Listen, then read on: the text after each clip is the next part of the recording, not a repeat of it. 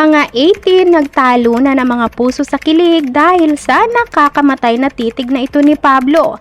Pag ako tiningnan ng ganyan ni Pablo, ewan ko lang kung makatulog at makakain ako niyan. Siguro lutang ako niyan o baka laging sunog ang niluluto ko.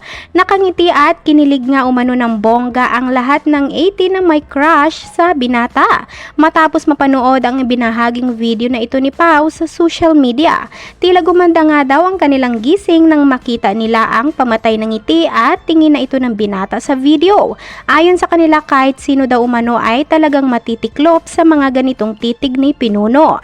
Sa video nga na ito makikita ang isang Pablo na napakagwapo habang dahan-dahan na tumitingin at ngumiti sa camera ng isang supporter nito. Watch this!